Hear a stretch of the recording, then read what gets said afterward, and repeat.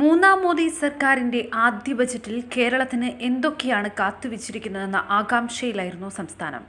എന്നാൽ ബജറ്റ് പ്രസംഗത്തിൽ ഒരു തവണ പോലും ധനമന്ത്രി നിർമ്മല സീതാരാമൻ കേരളത്തിന്റെ പേര് പരാമർശിച്ചില്ല. സംസ്ഥാനം ഏറ്റവും കൂടുതൽ ഉറ്റുനോക്കിയ എയിംസ് ഇത്തവണയുമില്ല. പ്രത്യേക പദ്ധതികളുമില്ല. 24,000 കോടി രൂപയുടെ പ്രത്യേക പാക്കേജ് അനുവദിക്കണമെന്നതുൾപ്പെടെയുള്ള കേരളത്തിന്റെ ആവശ്യങ്ങളും തള്ളി. കേന്ദ്ര സർക്കാർ സാമ്പത്തികമായി ഞെരുക്കുന്നതിന് പുറമെ പ്രകൃതി ദുരന്തങ്ങളും നേരിട്ട് മുന്നോട്ടു പോകുന്ന സാഹചര്യത്തിലാണ് കേരളം പ്രത്യേക പാക്കേജ് ആവശ്യപ്പെട്ടത്. റെയിൽവേ ദേശീയപാത വികസനത്തിനും സഹായമില്ലെന്ന് മാത്രമല്ല, ഇത്തവണ ആദ്യമായി കേരളത്തിൽ നിന്ന് BJPക്ക് MP ഉണ്ടായിട്ടും സംസ്ഥാനത്തിന് ഒരു ഗുണവും ഉണ്ടായില്ല എന്നതാണ് വാസ്തവം. മന്ത്രി എന്ന നിലയിൽ ആദ്യം ചെയ്യാൻ പോകുന്നത് കേരളത്തിന് എയിംസ് കൊണ്ടുവരാനുള്ള ശ്രമങ്ങളായിരിക്കുമെന്ന് സുരേഷ് ഗോപി MPയുടെ പ്രസ്താവന നാം കേട്ടതാണ്. അതുകൊണ്ട് തന്നെ കേരളം വലിയ പ്രതീക്ഷകളോടെയായിരുന്നു ഈ ബജറ്റിനായി കാത്തിരുന്നത്.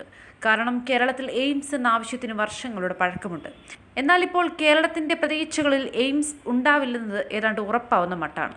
വമ്പൻ പദ്ധതികളുടെ ഏറ്റവും വലിയ കടമ്പ സ്ഥലം ഏറ്റെടുക്കലാണെന്ന വാദമുയർന്നപ്പോൾ അതിനായി പതിറ്റാണ്ടുകളായി അടച്ചുപൂട്ടിക്കിടക്കുന്ന കോഴിക്കോട് മാവൂർ ഗ്രാസിം ഫാക്ടറിയുടെ ഏക്കർ കണക്കിന് ഭൂമിയുണ്ടെന്ന് കാണിച്ച് കേന്ദ്രമന്ത്രി ശ്രീ സുരേഷ് ഗോപിക്ക് KPA കത്തയച്ചിരുന്നു. തീർച്ചയായും മാവൂരിലെ ഭൂമി എയിംസ് പദ്ധതിക്കായി എല്ലാം കൊണ്ടും അനുയോജ്യമായിരുന്നു. എന്നാൽ ബജറ്റ് എല്ലാ പ്രതീക്ഷകളും താളം തെറ്റിച്ചിരിക്കുകയാണ്.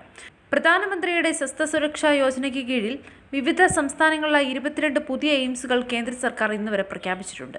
ആരോഗ്യ സംരക്ഷണ മേഖലയിൽ കേരളത്തിന് ശ്രദ്ധേയമായ നേട്ടങ്ങൾ ഉണ്ടായിരുന്നിട്ടും എയിംസ് എന്ന കേരളത്തിന്റെ നിരന്തരമായ ആവശ്യം പരിഗണിക്കാൻ കേന്ദ്ര സർക്കാർ എന്തുകൊണ്ടാണ് തയ്യാറാകാത്തത്?